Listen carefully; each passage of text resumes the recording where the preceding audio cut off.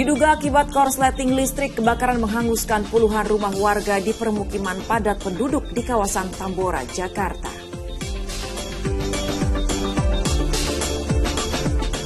Ya Allah, banjirnya teko meneh aku ra iso ndi ya Allah, kena mendiki.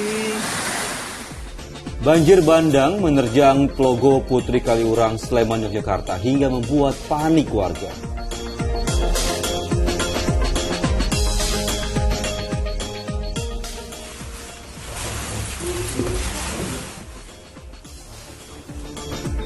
Diduga korban mutilasi, mayat dalam kondisi mengenaskan ditemukan di kamar mandi di sebuah kontrakan di Kampung Buaran, Tambun Selatan, Bekasi.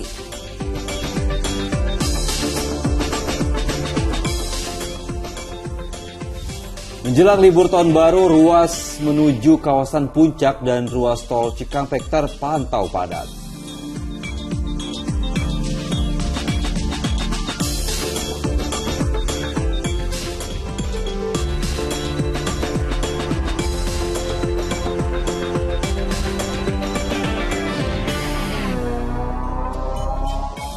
Halo, selamat pagi. Senang sekali saya Dani Maulana. Dan saya Wanda Dwi Utari menjumpai Anda di Fokus pagi hari ini di penghujung tahun 2022, 31 Desember. Gimana Dani, ada rencana tahun baru di mana? Wah, tahun baru di Jakarta aja dong. Jakarta Siaran aja. memberikan informasi kepada pemirsa. Ya pemirsa, dalam 1,5 jam ke depan kami hadir dengan rangkaian informasi dan peristiwa terbaru yang telah dihimpun tim redaksi kami hingga dini hari tadi.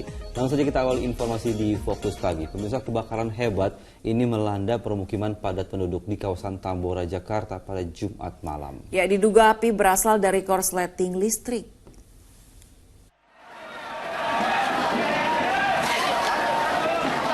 Kepanikan terjadi saat kobaran api menghanguskan 10 rumah warga di permukiman padat penduduk di kawasan Kalianyar, Tambora, Jakarta. Pemadam kebakaran bersama warga berjibaku menjinakkan api agar tak semakin meluas.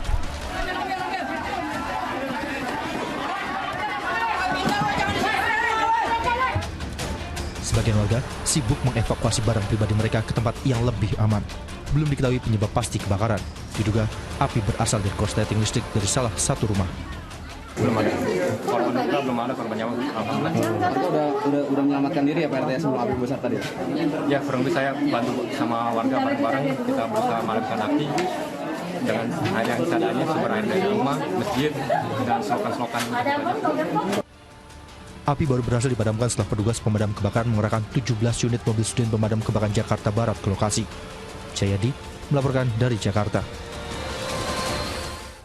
Ya, si jago merah juga turut mengamuk di permukiman padat di Samarinda, Kalimantan Timur. Petugas ini sempat kesulitan memadamkan api lantaran warga ini berkerumun di lokasi kebakaran.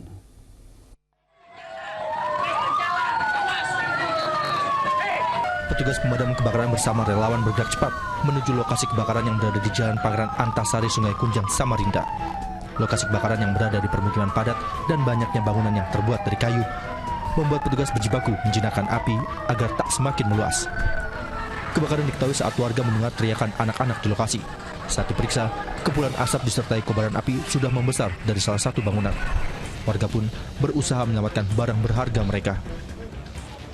Saya lihat udah jadi api situ. Api sudah jadi Pak ya? Iya. Di belakang itu apa Pak? Bangunan saya apa Pak? langsung menyelamatkan barang saya kan. Itu bangunan apa di belakang Pak? Bahan bangsal. Bangsal ya? Iya. Sembangotan Bapak ada berapa pintu Pak? Yang ditempati kayaknya 4. 4 ya? Iya, 4 oh iya.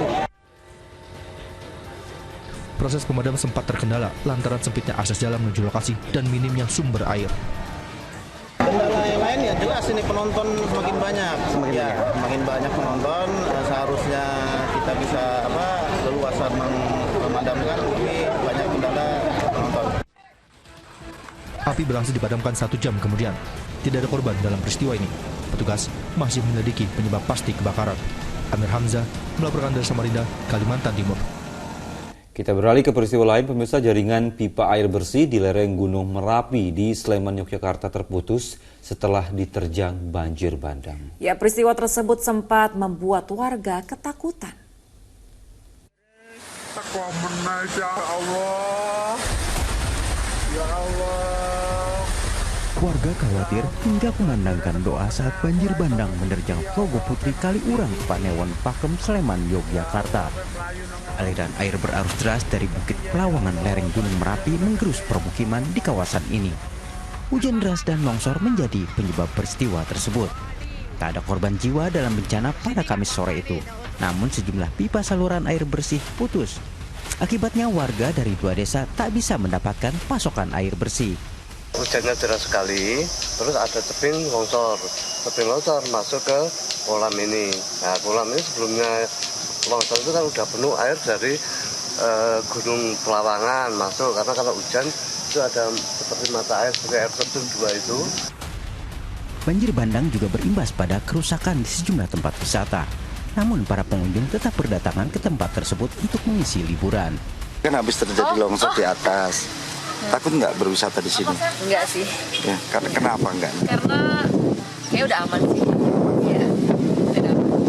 Keretanya juga aman-aman aja. Waspada sih, yang penting waspada aja. Mbaknya dari mana? Dari Bandung.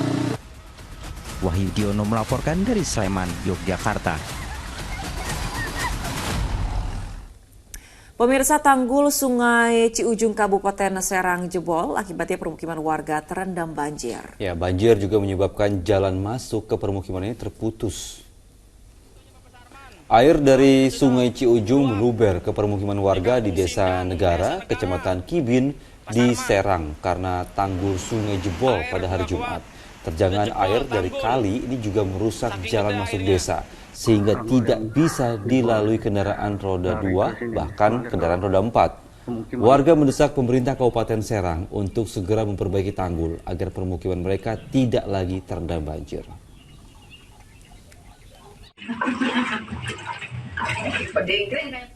Ya, 7 rumah warga di pesisir Kabupaten Demak, Jawa Tengah porak-poranda akibat angin kencang dan terjangan ombak dampak cuaca ekstrem yang terjadi beberapa waktu terakhir. Ya, hal ini membuat ratusan warga pesisir terpaksa mengungsi ke rumah kerabat yang lebih aman.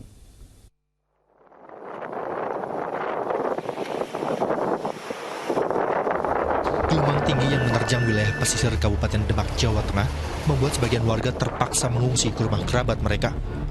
Salah satunya Agus Hanif yang memilih untuk tinggal sementara ke rumah sanak saudaranya di Semarang.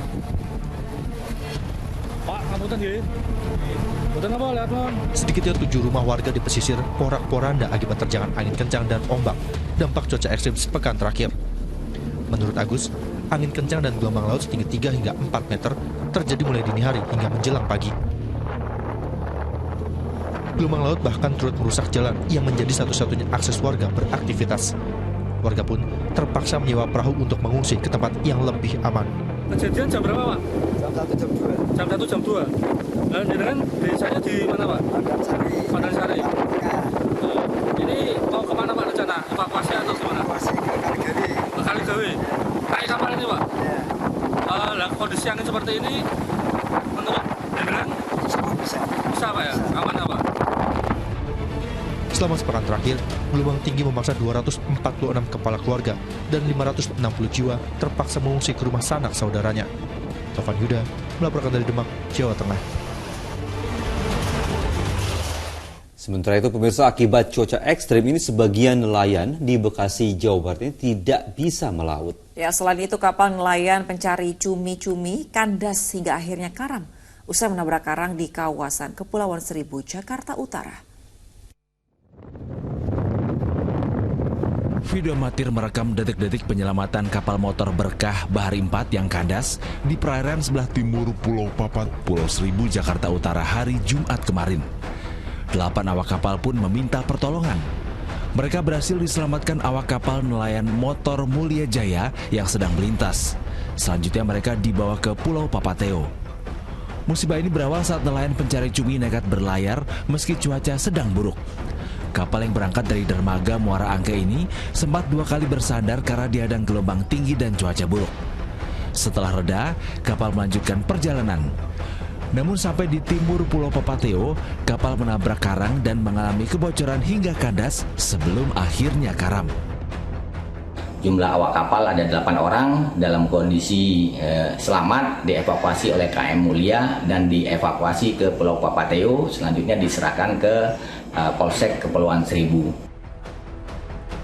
Sementara itu, hujan deras disertai angin kencang di pesisir utara Bekasi, Jawa Barat berdampak pada aktivitas nelayan di kawasan Tarumajaya. Sebagian perahu nelayan hanya bisa bersandar di dermaga akibat cuaca buruk disertai gelombang angin. Sebagian nelayan lain tetap nekat melaut di tengah gelombang tinggi dan cuaca ekstrim di Laut Utara Jawa. Nelayan terpaksa melaut demi kebutuhan sehari-hari. Kalau pendapatan Mak, terus terang Pak emang mengurang. Mengurang Pak ya? Iya, sangat jauh drastis mengurang. Faktor utamanya dari cuaca? Cuaca, iya. Kadang-kadang sore kan hujan. BMKG memprediksi cuaca ekstrim akan terjadi hingga awal tahun mendatang. Tim Liputan melaporkan. Dampak cuaca buruk ini menyebabkan 2 pesawat menunda pendaratannya di Bandara Soekarno-Hatta. Bahkan 3 penerbangan lainnya mengalihkan pendaratannya dari Soekarno-Hatta ke bandara lain. Ya, di Jawa Timur ratusan penumpang tertahan di Pelabuhan Kalianget, Kabupaten Sumeneb karena cuaca buruk. Ratusan calon penumpang tujuan Pulau Kangean, Sapeken, dan Masalembu tertahan di Pelabuhan Kalianget, Sumeneb, Madura. 1 minggu tertahan, calon penumpang sudah mulai kesulitan untuk memenuhi kebutuhan mereka. Bantuan makanan dan alas tidur diberikan oleh pemerintah kabupaten dan Polres Sumeneb. Permintaan dari masyarakat kepulauan yang tidak sempat berangkat karena situasi cuaca yang sangat ekstrim. Sehingga pada hari ini kita melakukan pembagian terkait dengan kebutuhan penopang hidup sehari-hari. Di antaranya yang pertama adalah velbed untuk tempat tidur, kemudian juga kasur, ada velbed, kemudian juga ada obat-obatan, vitamin-vitamin yang kita bagikan, selimut khususnya bagi anak-anak, dan juga ada beberapa penumpang yang sedang hamil muda. Cuaca buruk yang melanda perairan Sumeneb diprediksi masih akan terjadi. Sementara cuaca buruk juga berdampak pada penerbangan di Bandara Soekarno-Hatta, Tangerang, Banten. 2 penerbangan terpaksa menunda pendaratannya dan harus berputar-putar di udara menunggu cuaca baik. Untuk Bandara Soekarno-Hatta juga pada saat kondisi sekarang menampung pesawat-pesawat yang melakukan penerbangan di rute lain, namun kita dapati dia mengalihkan penerbangannya ke Soekarno-Hatta. Akibat cuaca ekstrim itu, jarak pandang pilot terganggu dan kemungkinan kondisi tersebut masih akan terjadi hingga 2 Januari mendatang. Sementara itu, Badan Meteorologi, Klimatologi, dan Geofisika memperbarui peringatan dini cuaca. Sejumlah wilayah berpotensi hujan lebat hingga hujan ekstrim saat periode pergantian tahun yang terkonsentrasi di utara Banten, DKI Jakarta, utara Jawa Barat, utara Jawa Tengah, hingga Jawa Timur. Hal itu akibat siklon tropis Eli yang tadinya sempat hilang, namun bibitnya kembali muncul di selatan Australia dan berpotensi terbawa masuk ke Pulau Jawa. Tim Liputan melaporkan. Pemirsa, belasan rumah di Padang Pariaman, Sumatera Barat porak-poranda usai diterjang angin puting beliung. 2 orang warga mengalami luka berat akibat tertimpa material bangunan yang runtuh. Warga Pilubang, Kecamatan Sungai Limau, Kabupaten Padang Pariaman berusaha memperbaiki rumah mereka yang porak-poranda usai diterjang angin puting beliung.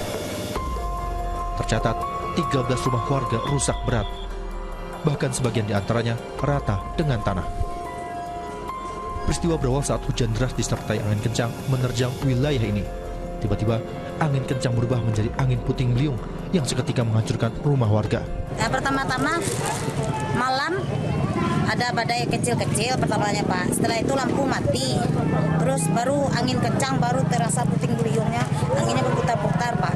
Diangkutnya semua dari masjid ini sampai sini. Kalau di sini habis nih Pak. Akibat kejadian ini, 2 orang remaja putri menderita luka usai tertimpa reruntuhan bangunan rumah. Puluhan warga terpaksa mengungsi ke rumah sanak saudara mereka. Sesuai dengan laporan dari Wali Nagari, itu kurang lebih ada 13 rumah warga yang terdampak akibat angin puting beliung semalam. Yaitu ada yang rusak berat, artinya kalau rusak berat ini total. Kemudian ada sebagian rusak sedang. Warga yang rumahnya rusak berat berharap mendapat bantuan untuk memperbaikinya. Tidak ada korban jiwa dalam insiden ini. Arsyad Kusnadi melaporkan dari Padang Pariaman, Sumatera Barat. Akibat hujan deras disertai angin kencang di Sika, Nusa Tenggara Timur, 1 pohon besar tumbang menimpa rumah warga. Sementara itu di Bandung Barat, Jawa Barat, ini pohon pinus setinggi 10 meter tumbang hingga memutus akses jalan. Dalam video amatir terlihat batang pohon berukuran besar menutupi salah satu titik ruas jalan di kawasan wisata Lembang, tepatnya di Desa Cibodas, Bandung Barat, Jawa Barat pada Jumat siang. Pohon jenis pinus tinggi 10 meter ini menutupi badan jalan sehingga arus lalu lintas dari arah Bandung menuju Lembang maupun sebaliknya sempat terputus karena tidak bisa dilalui semua jenis kendaraan. Akibat pohon tumbang, satu unit mobil mengalami kerusakan di bagian depan dan seorang pengendara sepeda motor yang sedang melintas terluka hingga harus dilarikan ke rumah sakit. Peristiwa pohon tumbang terjadi saat hujan turun disertai angin kencang. Saat proses evakuasi batang pohon, aparat kepolisian memperlakukan sistem buka tutup di lokasi kemacetan. Kami beserta Forkopimda dan Kecamatan Koramil atau Polsek Lembang dengan masyarakat Desa Cibodas dan para relawan, kita menanggulangi atau mengamankan, membereskan puing-puing dari reruntuhan pohon yang tumbang yang menutup jalan akses ke Cibodas. Sementara itu kondisi serupa juga terjadi di Desa Watubaing, Kabupaten Sika, Nusa Tenggara Timur. Akibat hujan deras disertai angin kencang, satu pohon besar tumbang menimpa rumah warga. Di mana langkah-langkah kita adalah yang pertama adalah mengevakuasi korban, yang dimana korban dibawa ke rumah kerabat karena rumah yang ditempati sudah timpa pohon dan tidak bisa digunakan lagi. Beruntung tidak ada korban jiwa dalam peristiwa ini. Hanya saja petugas gabungan harus berupaya mengevakuasi seorang lansia yang terjebak di dalam rumah yang tertimpa pohon. Tim Liputan melaporkan. Pemirsa, pergerakan tanah di Pelabuhan Ratu di Kabupaten Sukabumi, Jawa Barat memaksa warga dan aparat TNI ini berjibaku untuk mengevakuasi barang-barang ke tempat yang lebih aman. Ya, bencana yang melanda dua desa tersebut berdampak pada kerusakan bangunan rumah dan jalan provinsi amblas. Jalan Raya Sukabumi Pelabuhan Ratu, tepatnya di Pasir Suren, Sukabumi, Jawa Barat, amblas. Bahkan ada celah yang lebar dan panjang hingga membahayakan pengguna jalan. Polisi pun berupaya mengatur arus lalu lintas kendaraan dengan sistem buka tutup. Dan kendaraan berat dilarang melintas di jalan ini. Pergerakan tanah yang terus melanda kawasan tersebut merusak puluhan rumah warga. Bahkan BPBD sudah merobohkan sejumlah rumah warga lantaran kondisinya membahayakan keselamatan jiwa penghuninya. Kalau didaftar sih ada 20 rumah, termasuk ada 2 rumah di Desa Tonjong. Dan saat ini, 2 hari ini, kami dari BPBD Kabupaten Sukabumi telah merobohkan 3 bangunan sampai saat ini. Warga bersama personil TNI dari Kodim 0622 Pelabuhan Ratu, Kabupaten Sukabumi, Jawa Barat hilir mudik untuk mengangkut barang-barang korban pergerakan tanah di Desa Pasir Suren dan Desa Tonjong. Dari Kodim 0622 Kabupaten Sukabumi dalam rangka membantu warga masyarakat yang terdampak adanya bencana alam tanah, pergerakan tanah, kita mengerahkan satu SST yang dari personil dari Kodim Kabupaten Sukabumi, di mana hari ini kami membantu mengevakuasi warga yang akan pindah dari lokasi bencana alam. Kini warga harus pindah ke tempat lain atau pengungsian karena tempat mereka tinggal membahayakan jiwa mereka akibat pergerakan tanah. Asep Didi melaporkan dari Sukabumi, Jawa Barat. Pemirsa, tanah longsor menyebabkan saluran air perumahan ambles di kawasan Jalan Pakis Argosari, Surabaya, Jawa Timur. Ya, amblesnya tanah ini juga mengakibatkan akses masuk ke 2 rumah warga akhirnya terputus. Dari video amatir yang diambil warga, terlihat saluran air ambles di sebuah perumahan di Jalan Pakis Argosari, Surabaya. Amblesnya saluran ini membuat jalan masuk ke 2 rumah milik warga tidak bisa dilewati. Pada Jumat malam, saluran yang ambles sudah diperbaiki Dinas Sumber Daya Air dan Bina Marga Kota Surabaya, Jawa Timur dengan memasang besi penahan. Petugas juga membersihkan puing-puing beton penutup saluran, termasuk memperbaiki pipa air yang rusak akibat longsoran tanah.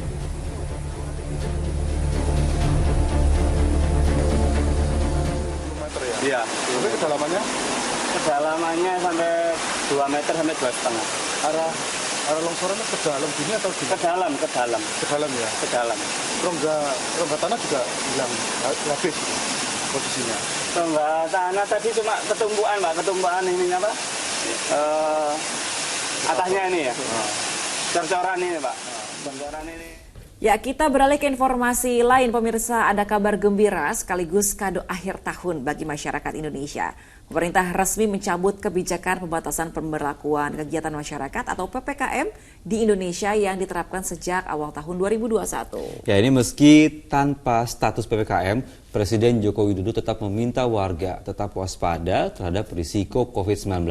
Dan berikut pernyataan Presiden Joko Widodo selengkapnya. Maka pada hari ini pemerintah memutuskan untuk mencabut PPKM. Pemakaian masker di keramaian dan ruang tertutup harus tetap dilanjutkan. Kesadaran vaksinasi harus terus digalakkan karena ini akan membantu meningkatkan imunitas. Dan masyarakat harus semakin mandiri dalam mencegah penularan, mendeteksi gejala, dan mencari pengobatan. Menjelang pergantian tahun, kawasan Puncak Bogor, Jawa Barat dipadati kendaraan. Ya, hal serupa juga terjadi di Tol Jakarta Cikampek, dipadati ribuan kendaraan yang didominasi kendaraan plat Jakarta. Ya, sejumlah kendaraan Jumat siang memadati Tol Jakarta Cikampek menuju Cipali maupun Purbalenyi. Kendaraan didominasi plat nomor Jakarta. Puncak arus kendaraan yang akan keluar kota diperkirakan terjadi hingga Sabtu petang. Untuk mengantisipasi lonjakan kendaraan, petugas akan melakukan rekayasa arus lalu lintas bila kondisi di Tol Jakarta Cikampek mengalami peningkatan dan macet.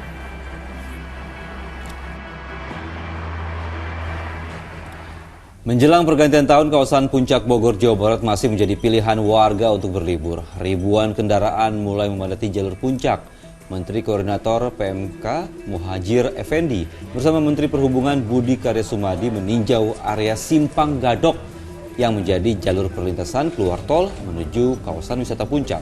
Pemerintah ingin memastikan kesiapan sistem dan skenario rekayasa lalu lintas yang akan diterapkan apabila kepadatan tidak bisa dibendung. Sebab jumlah kendaraan yang melintas tahun ini diperkirakan lebih banyak, 25% dibandingkan tahun lalu. Saya selalu minta pada Pak Menko dan saya untuk melayani dengan baik. Artinya jangan sampai terjadi kemacetan, jangan sampai ada.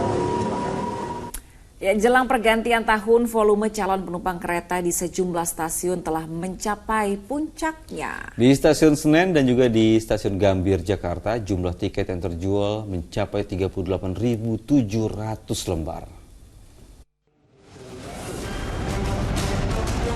Antrean panjang calon penumpang kereta sudah terlihat di pintu masuk stasiun Pasar Senen, Jakarta Pusat sejak Jumat pagi. Sebelum bisa memasuki area stasiun, mereka harus melewati pemeriksaan tiket, kartu identitas diri, hingga bukti vaksin dosis ketiga.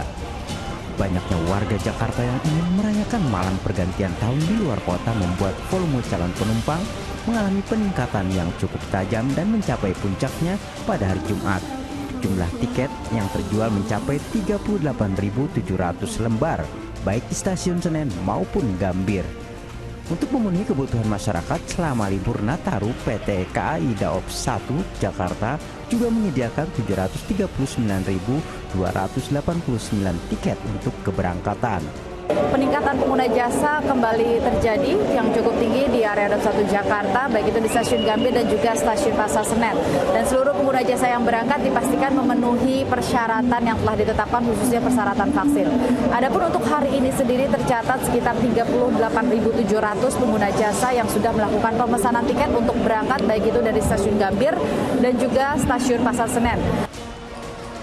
Sementara di Bandung, Jawa Barat, ratusan penumpang juga memadati stasiun kereta api. Jelang libur akhir tahun dan tahun baru, pada hari Jumat sudah 136.000 tiket terjual dari 227.000 tiket yang disediakan. Mayoritas penumpang melakukan perjalanan jarak jauh ke sejumlah wilayah di Yogyakarta, Jawa Tengah, dan Jawa Timur. Abdul Haris dan Muhammad Rizal melaporkan dari Jakarta dan Bandung, Jawa Barat. Ya, usai jeda Fokus Pagi segera kembali pemirsa dengan informasi berdalih tidak siap tanggung jawab dengan kehamilan pacarnya. Seorang pria di Jember, Jawa Timur. Ya, informasinya akan disampaikan oleh Wanda Dwi Utari sesaat lagi hanya di Fokus Pagi.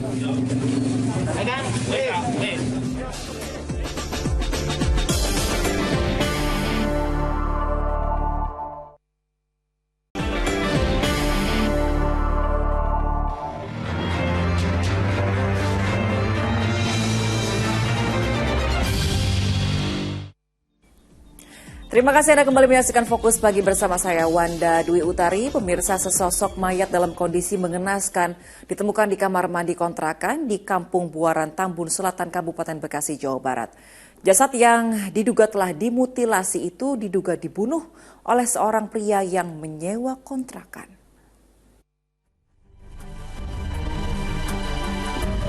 Dua kantong plastik hitam berisi jasad yang diduga dimutilasi ini ditemukan aparat kepolisian di kamar mandi sebuah kamar kontrakan di Kampung Buaran, Desa Lambang Sari, Kecamatan Tambun Selatan, Kabupaten Bekasi, Jawa Barat.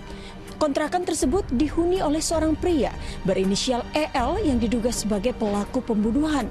Temuan jenazah yang diduga berjenis kelamin wanita itu berawal dari penyelidikan polisi atas laporan orang hilang, yakni terduga pelaku EL. Ia dilaporkan hilang oleh sang istri sejak 23 Desember lalu usai meminta izin hendak ke bank. Dalam penyelidikan, polisi berhasil menemukan kontrakan yang dihuni EL.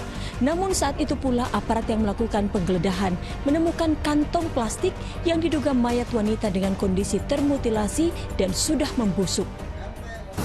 Nah, karena pihak kepolisian begitu mengetahui ini, ada nama Eki di sini, yakinlah bahwa dia yang ngontrak di sini. Datang ini kontrakan, buka pintu. Nah, taunya di dalam mungkin ada temuan itulah. Temuannya apa? Diindikasikan ada mayat mutilasi. Guna penyelidikan, jasad termutilasi itu dibawa ke Rumah Sakit Polri untuk diautopsi. Sementara terduga pelaku EL diamankan di Polda Metro Jaya. Muhabar melaporkan dari Kabupaten Bekasi, Jawa Barat. Berdalih tidak siap bertanggung jawab dengan kehamilan pacarnya, seorang pria di Jember, Jawa Timur nekat membunuh sang kekasih. Ironisnya, tersangka pun merekayasa seolah-olah remaja putri tersebut menjadi korban perampokan. Seorang remaja wanita ditemukan dalam kondisi kritis di tempat pembuangan sampah di tepi jalan Desa Wonorejo, Jember, Jawa Timur. Di bagian tengkuk, dada, dan perut didapati luka bacok. Warga lalu melarikan korban ke Puskesmas Kencong, namun nyawanya tidak tertolong sehingga membuat keluarganya terguncang.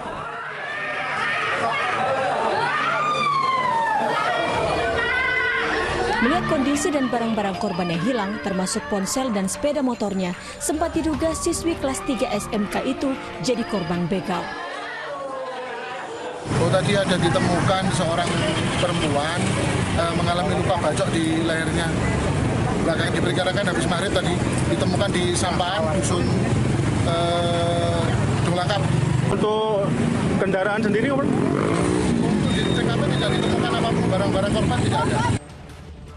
Dalam tempo kurang dari 12 jam sejak korban ditemukan, teka-teki kematian siswi SMK tersebut terjawab.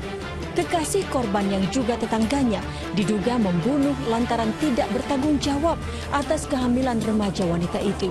Korban dihabisi saat tersangka pura-pura mengajaknya memeriksakan kandungan. Pada saat yang bersangkutan dimintai pertanggungjawaban, tersangka kemudian berusaha untuk menghilangkan nyawa korban dan membuat seolah-olah di tempat kejadian perkara bahwa korban mengalami pembegalan. Untuk menghilangkan jejak kejahatannya dan membangun alibi terjadi pembegalan, tersangka menceburkan sepeda motor korban ke dasar sungai. Selain itu, tersangka juga menyetel ulang ponsel korban guna menghindari pelacakan. Atas perbuatannya, tersangka dijerat pasal berlapis. Selain Undang-Undang Perlindungan Anak, pria itu juga terancam pidana mati karena dugaan melakukan pembunuhan berencana. Tommy Iskandar melaporkan dari Jember, Jawa Timur. Pemirsa, pelaku penyiraman air keras yang menewaskan seorang wanita dan anaknya di Cengkareng akhirnya diringkus tim gabungan. Penyiraman air keras tersebut ternyata dilatari rasa cemburu tersangka karena korban dituduh masih berhubungan dengan sang mantan suami.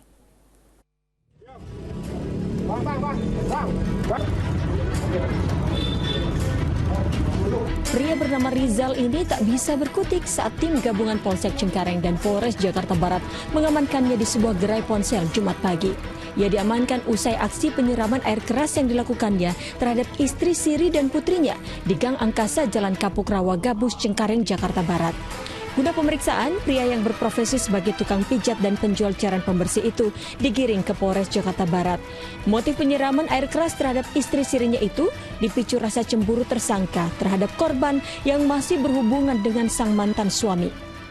Ada motif cemburu dengan korban SS yang masih berhubungan dengan mantan suaminya.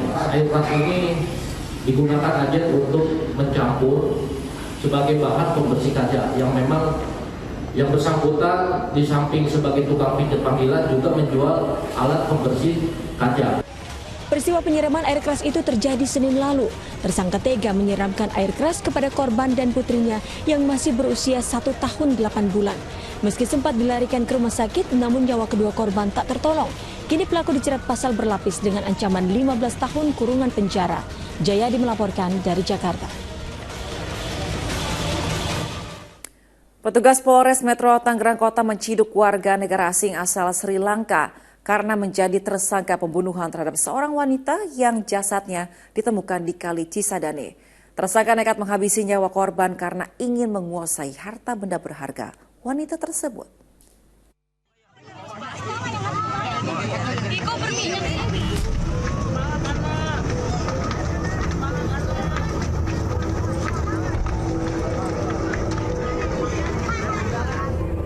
Petugas Polres Metro Tangerang Kota akhirnya mendapati Sarah Minda di rumah kontrakannya di kawasan Pondok Aren, Tangerang Selatan, Banten.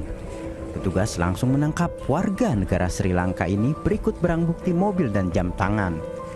Pria ini diringkus karena menjadi tersangka pembunuhan seorang wanita.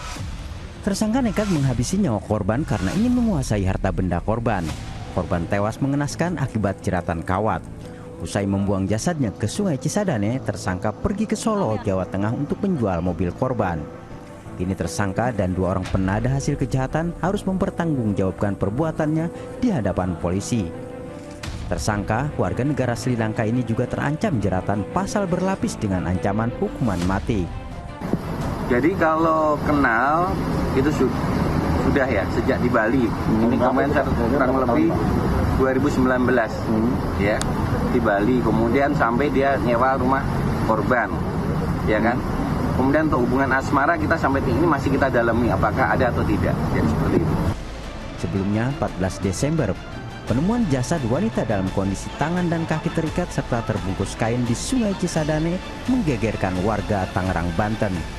Taufik Saleh melaporkan dari Tangerang, Banten.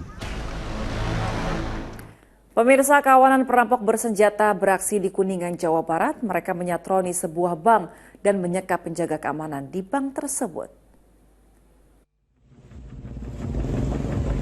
Polisi memeriksa bank yang jadi sasaran komplotan perampok di Jalan Raya Kasab, Kuningan, Jawa Barat, Jumat pagi.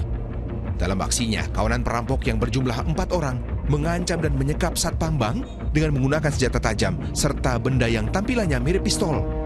Para pelaku yang datang menggunakan minibus awalnya akan mengambil uang di dalam brankas.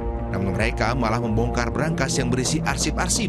Sehingga akhirnya kawanan perampok hanya membawa 2 buah laptop dan perangkat server bank.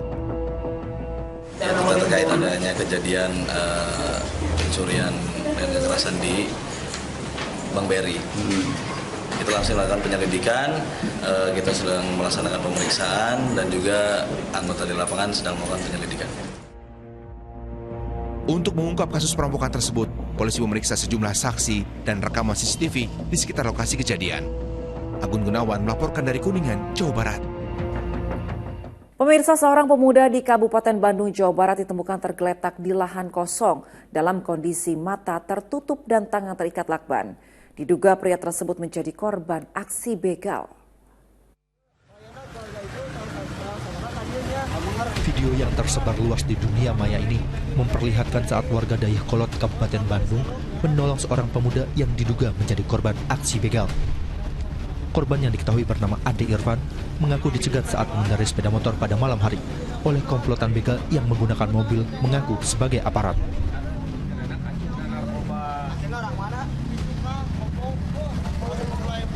Para pelaku kemudian menuding korban sebagai pengguna narkoba dan menggeledahnya. Namun, saat korban digeledah, pelaku lain turun dari mobil dan membawa kabur sepeda motor serta telepon seluler milik korban. Selanjutnya, korban diseret dan disekap ke dalam mobil. Dengan keadaan mata tertutup dan tangan terikat lakban, korban kemudian dibuang di sebuah lahan pabrik kosong. Korban kemudian ditolong seorang pengemudi ojek daring yang melintas di lokasi. Ada penemuan sama Gojek kalau nggak salah yang lewat. Ada informasi, ada orang di sana dengan keadaan tertutup, diperban, bahkan tangannya. Ya Gojek mungkin takut, dia juga takut ada apa-apa, lapor ke security yang di sini. Polisi kini masih memeriksa sejumlah saksi kunci, termasuk mendalami keterangan korban. Setelah ditanya, katanya dia diambil motornya dan dia dimasukin ke dalam mobil lalu dilakban, dibawa keliling-keliling entah kemana, dan mungkin dibuang di sana. Kasus ini masih dalam penanganan penyidik Reskrim Polsek Dayakolot. Muhammad Abbas melaporkan dari Kabupaten Bandung, Jawa Barat. Skenario seorang pria yang sempat mengaku dirampok dan kehilangan uang 200 juta rupiah akhirnya dibongkar kepolisian.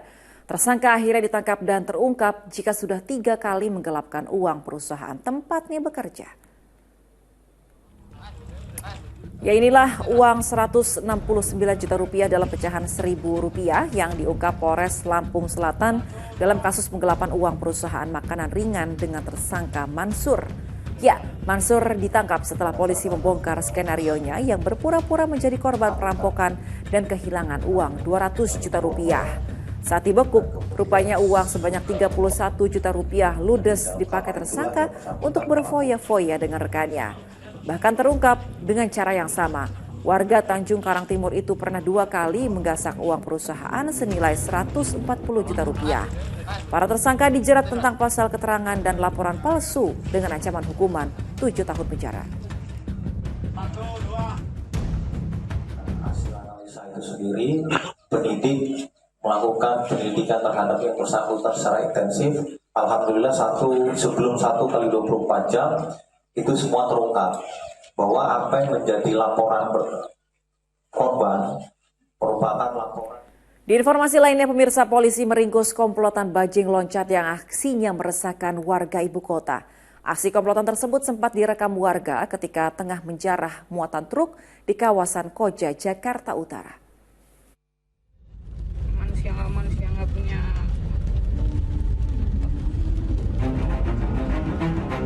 Polisi meringkus 3 pria anggota komplotan bajing loncat yang diduga kerap beraksi di kawasan Koja, Jakarta Utara. Ketiganya dibekuk di tempat persembunyian mereka di kawasan Koja. 1 orang lagi kini masih dalam pengejaran polisi. Kawanan bajing loncat yang berjumlah 4 orang itu dipergoki warga mengambil besi dari truk yang melintas di Jalan Logistik Tugu Selatan, Koja, Jakarta Utara pada hari Rabu lalu. Saat mencuri, komplotan tersebut berpura-pura menjual air minum kemasan untuk mengalihkan perhatian sopir truk. Para pelaku ini sebenarnya menjual aqua di jalan. Setelah ada truk lewat, kemudian dia naik di atas truk. Ada bagian-bagiannya yaitu 2 orang di atas truk, yang lainnya ada di bawah. Dalam pemeriksaan polisi, ketiga tersangka mengaku uang hasil pencurian digunakan untuk membeli kebutuhan sehari-hari. Namun polisi masih menyelidiki motif lain dari perbuatan tersangka. Arafah Supandi melaporkan dari Jakarta. Seorang pria di Mojokerto, Jawa Timur tewas dan 2 orang lainnya luka-luka setelah dikeroyok 9 pemuda. Penganiayaan terjadi setelah salah seorang tersangka merampas kalung milik teman korban. Satreskrim Polres Mojokerto meringkus 9 pemuda yang diduga terlibat pengeroyokan yang menewaskan seorang pria dan mengakibatkan 2 orang kritis di Mojokerto, Jawa Timur. Aksi pengeroyokan itu berawal ketika korban tewas mendatangi para tersangka yang sedang nongkrong di depan Stadion Gajah Mada, Mojokerto. Korban tak terima karena salah seorang tersangka berinisial J merampas kalung temannya. Namun ia malah diteriaki gangster sehingga menjadi sasaran pengeroyokan termasuk 2 teman korban yang turut dianiaya. Korban mungkin diceritai tidak terima, mencarilah. Kemudian korban beserta korban yang lain, 2 orang itu mencari saudara J sehingga ketemu di depan Stadion Mojosari. Mereka berkelahi, namun setelah itu ada dari kelompoknya saudara J ini meneriaki yang bersangkutan gangster, sehingga korban juga dikeroyok. Pemirsa, seorang kakek menghabisi cucu tirinya dengan alasan sakit hati. Korban selama ini baru tinggal selama 1 tahun terakhir dengan tersangka dan neneknya usai orang tuanya bercerai.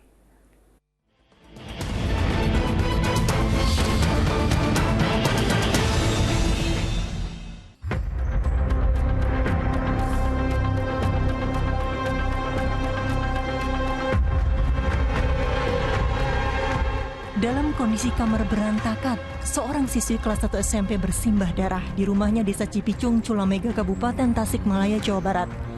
Sepulangnya dari sawah, sang nenek mendapati korban sudah tewas.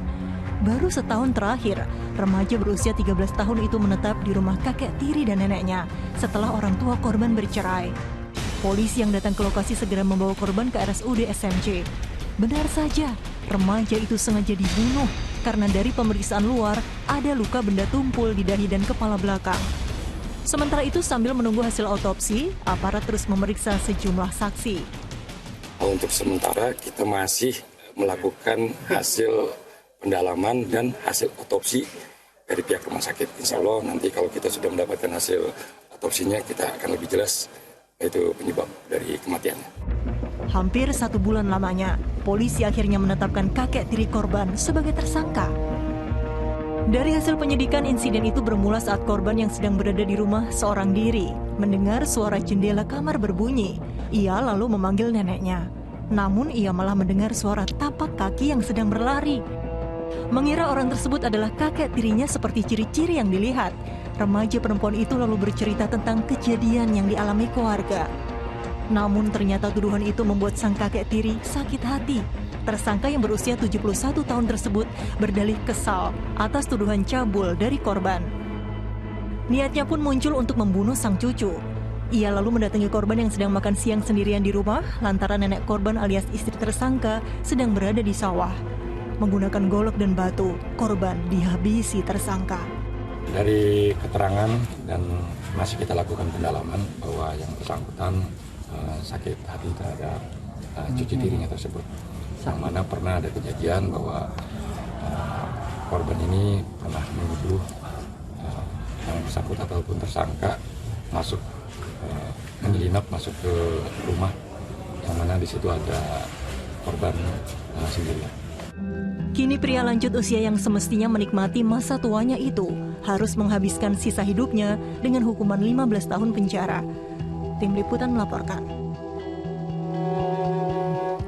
Ya, Fokus Pagi segera kembali pemirsa dengan informasi berbeda dengan sejumlah daerah lain. Harga cabai di Cirebon, Jawa Barat turun drastis hingga memicu protes sejumlah petani. Informasi selengkapnya sesaat lagi bersama rekan Dani Maulana.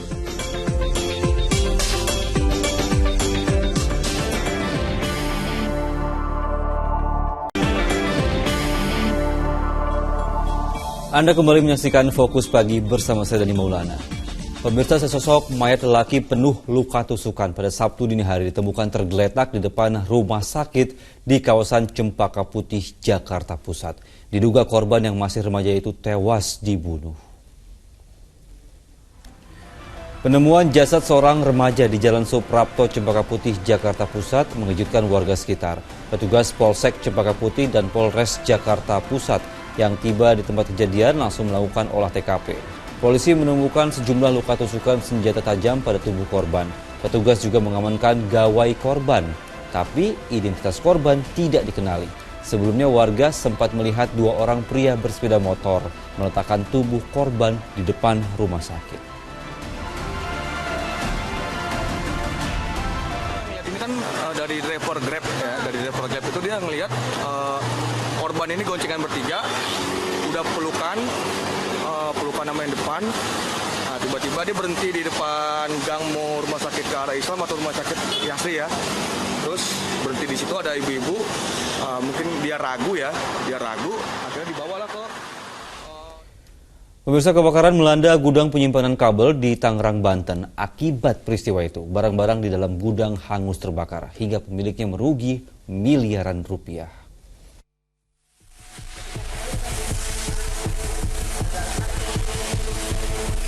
Tugas pemadam kebakaran hingga Jumat siang menjinakkan amukan si jago merah yang menyala-nyala di gudang penyimpanan kabel di Pasar Kemis, Tangerang, Banten. Banyaknya bahan yang mudah terbakar seperti kabel dan kayu membuat kobaran api cepat membesar dan merambat ke gudang lainnya yang berada di sebelahnya. Awalnya api terlihat di gudang penyimpanan aksesoris ponsel lalu merambat ke gudang tempat penyimpanan kabel.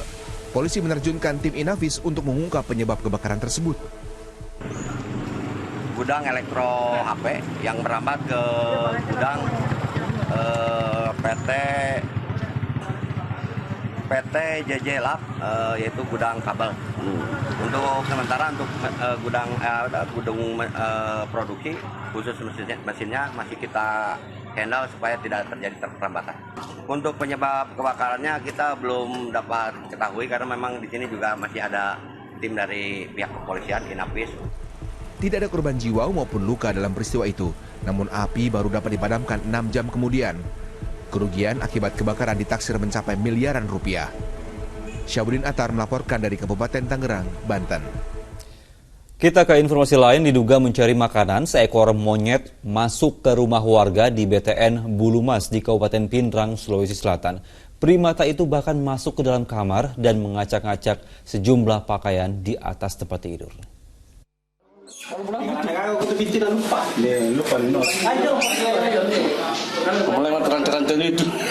Penangkapan seekor monyet. Petugas damkar Kabupaten Pindrang, Sulawesi Selatan berupaya mengevakuasi seekor monyet dari dalam kamar usai mendapat laporan dari warga di BTN Bulumas, Kecamatan Matiro Bulu. Dengan menggunakan tongkat, petugas berjibaku mengamankan sang monyet. Tak berselang lama, primata itu pun berhasil dilumpuhkan. Diduga satwa tersebut kelaparan dan masuk rumah warga untuk mencari makanan. Di kamar. Dia merusak di dalam itu? Dia tuh tidak merusak, cuma yang punya rumah takut. Tapi kayaknya ini keranya tidak terlalu liar.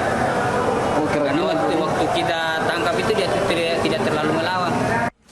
Usai diamankan, rencananya monyet tersebut akan diserahkan ke pecinta satwa untuk dipelihara.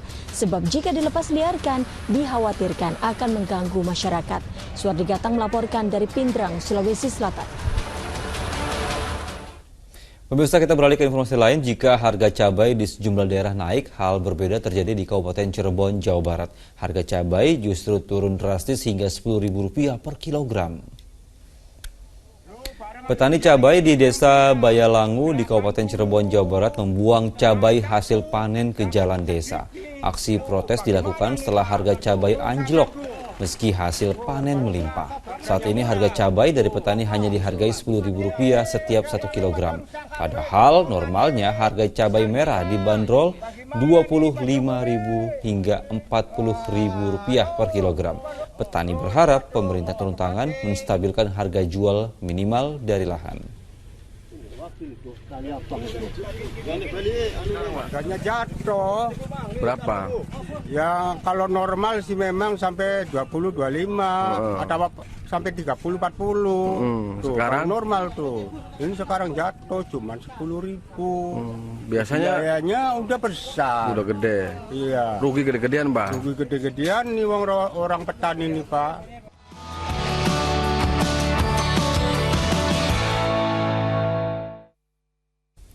Memastikan harga bahan pokok stabil, Menteri Perdagangan menggelar inspeksi mendadak di Pasar Induk Gedebagi, Kota Bandung. Selain stabilitas harga, Mendak juga memastikan ketersediaan 9 bahan kebutuhan pokok aman menjelang datangnya tahun baru.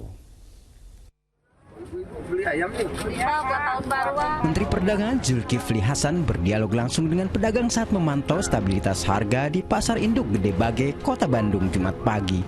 Pada kesempatan ini, Mendak menemukan harga komoditas sembako seperti telur, daging ayam, beras, minyak goreng, hingga sayuran harganya cenderung stabil jelang tahun baru 2023. Harga beras medium bulog misalnya kini dijual maksimal seharga Rp47.000 untuk volume 5 kg dan harga Rp11.000 untuk eceran 1 kg. Sementara telur juga mengalami penurunan harga yakni Rp28.000 per kilogramnya. Memang di sini agak lebih mahal sedikit dari Semarang. Kemarin di Semarang telur 20.000 kilo, cabai di sana 18. Bawang 22, sini sedikit. Tapi masih jauh daripada harga yang di harga eceran yang diturunkan pemerintah. Ya. Ayam misalnya itu kan usia 35 ke atas, di sini bisa 34. Kadang-kadang kalau usia sedikit turun. Meski harga sembako stabil, terjadi peningkatan permintaan masyarakat sebesar 20%. Mendag menilai kenaikan harga sejumlah bahan kebutuhan pokok jelang malam pergantian tahun masih dalam kondisi terkendali. Muhammad Rizal melaporkan dari Bandung, Jawa Barat.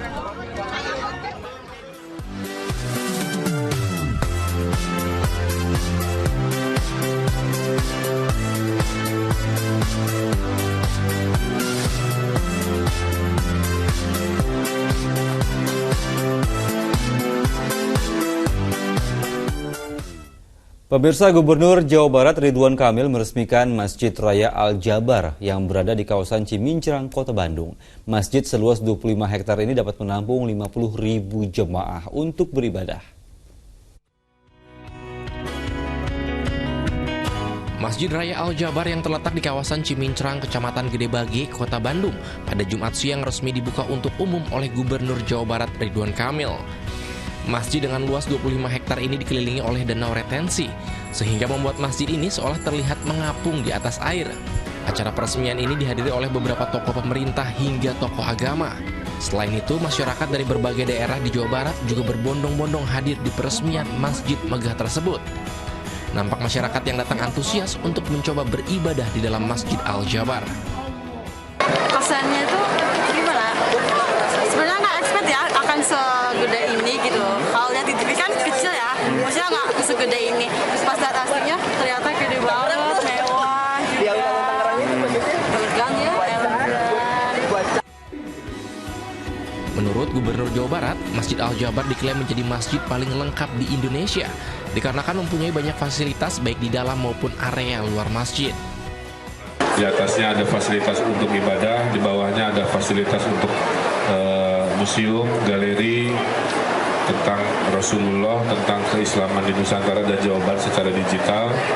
Kemudian kolamnya dan danaunya juga menjadi danau rekreasi. Ada taman kota mengelilingi dengan tema 25 Nabi Rasul. Ada food court di belakang bagi warga yang ingin makan. Ada 4 proyek yang dibangun di Masjid Al-Jabar. Selain bangunan masjid, ada juga Museum Rasul dan Sejarah Islam Nusantara, danau retensi, dan taman.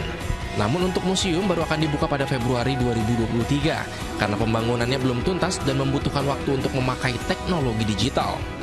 Rencananya pemerintah juga akan terus berupaya membangun akses jalan keluar tol di kilometer 149 agar dapat mempermudah jalur menuju masjid. Muhammad Rizal melaporkan dari Bandung, Jawa Barat. Ya, pemirsa, menjelang libur tahun baru, ruas jalan menuju ke kawasan Puncak dan ruas jalan tol Cikampek menuju Bandung dan Jawa Tengah terpantau padat. Fokus Pagi segera kembali.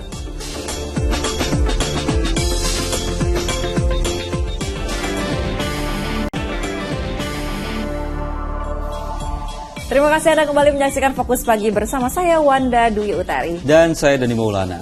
Pemirsa, ribuan kendaraan pribadi dari arah Jakarta yang melintas tol Jakarta Cikampek Karawang Jawa Barat terus membadati ruas tol Cikampek menuju ke arah Jawa Tengah pada Jumat malam. Ya, kondisi serupa juga terlihat di kawasan wisata menuju Puncak yang terus dipadati ribuan kendaraan hingga menyebabkan kemacetan di beberapa titik.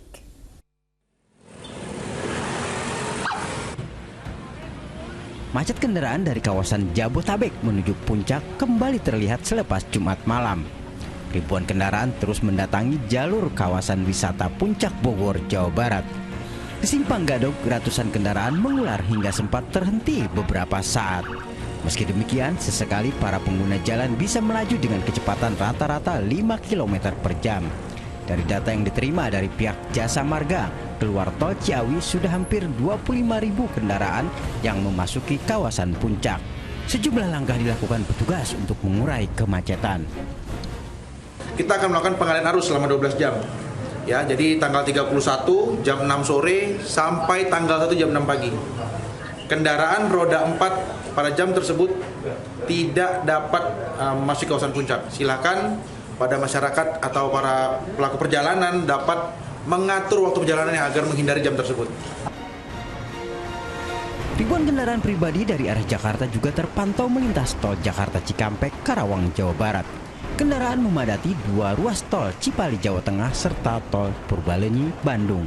Perkirakan arus di tol Jakarta Cikampek akan terus padat hingga Sabtu malam yang menjadi puncak arus mudik libur tahun baru.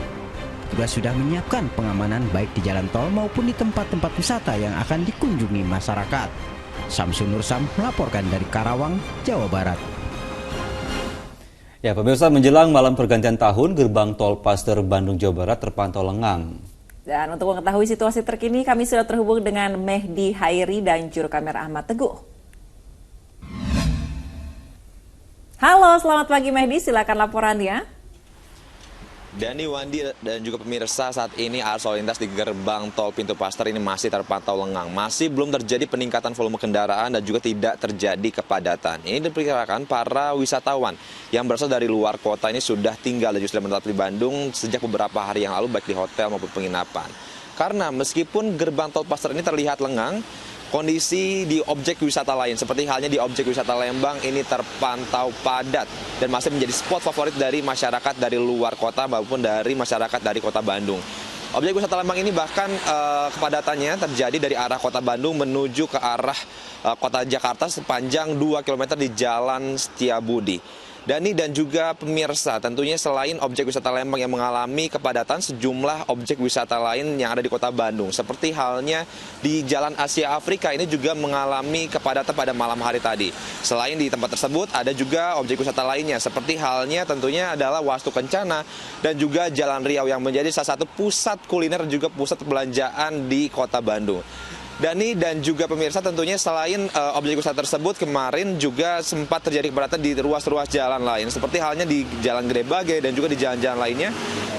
Karena di Jalan Gede Bage kemarin ini terjadi adanya peresmian dari Masjid Al-Jabar. Dan tentunya di malam hari ini karena kemarin Presiden Joko Widodo baru saja memberlakukan sistem untuk memperhatikan PPKM, tentunya kita masih menunggu apakah akan ditiadakan Car Free Night atau tidak. Sementara demikian kembali kepada Anda, Dani dan juga Wanda. Ya, Mehdi Hairi melaporkan langsung dari gerbang tol Paster. Terima kasih, selamat kembali bertugas, tetap jaga kesehatan. Ya, kita beralih ke informasi lain, pemirsa. Libur Natal dan Tahun Baru ini membuat sejumlah tempat wisata di ibu kota Jakarta ini ramai pengunjung. Ya, salah satunya Taman Marga Satwa Ragunan, Jakarta Selatan. Meski sempat diguyur hujan, tidak menyurutkan minat masyarakat untuk datang berwisata. Hujan yang mengguyur wilayah Jakarta dan sekitarnya pada Jumat pagi tidak menyurutkan niat masyarakat untuk menghabiskan libur tahun barunya di Taman Marga Satwa Ragunan. Semakin siang jumlah pengunjung Ragunan semakin meningkat. Bahkan hingga pukul 1 siang jumlah pengunjung sudah mencapai lebih dari 12.000 orang. Salah satu spot favorit di Ragunan yaitu Kolam Pelikan. Lokasinya yang tak jauh dari pintu masuk membuat tempat ini dipadati wisatawan. Sengaja anak-anak sekolah libur minta ke sini walaupun hujan-hujan, ya udah demi anak lah. Insya Allah payung ada di bawah, makanan yang penting makanan sih. Lapar-lapar dingin, lapar-lapar langsung makan. Karena kan cucu saya umurnya baru 1 tahun lebih, biar ngasih edukasi juga sama cucu. Lihat binatang-binatang yang aslinya. Soalnya kan selama ini kita perkenalkannya boneka-boneka, kayak boneka jerapah, boneka gajah, burung-burung. Jadi kalau ngelihat aslinya sekalian diperkenalkan gitu, biar tahu. Diprediksi pada libur pergantian tahun jumlah pengunjung di Taman Marga Satwa Ragunan bisa mencapai 70.000 orang. Masyarakat yang akan berlibur diminta untuk mewaspadai cuaca ekstrim karena dari perkiraan BMKG akan terus berlangsung hingga awal Januari 2023. Ya, Anissa dan Eko Purwanto melaporkan dari Jakarta. Ya, pemirsa, informasi tadi sekaligus menutup kebersamaan kita dalam Fokus Pagi hari ini, dan jangan lewatkan untuk menyaksikan program panggilan. Ya, mewakili teman-teman yang bertugas, saya Wanda Dwi Utari. Dan saya Dani Maulana pamit undur diri. Selamat pagi, selamat beraktivitas, selamat tahun baru, dan sampai jumpa.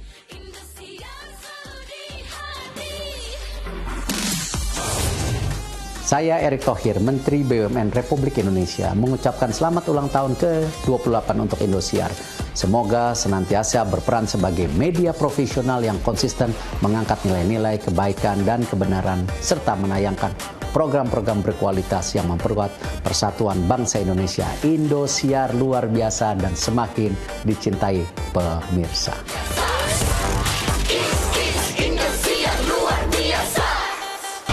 Saksikan kemegahan 2 malam puncak konser Indosiar Best. Konser 28 tahun Indosiar luar biasa. 5 in Indosiar.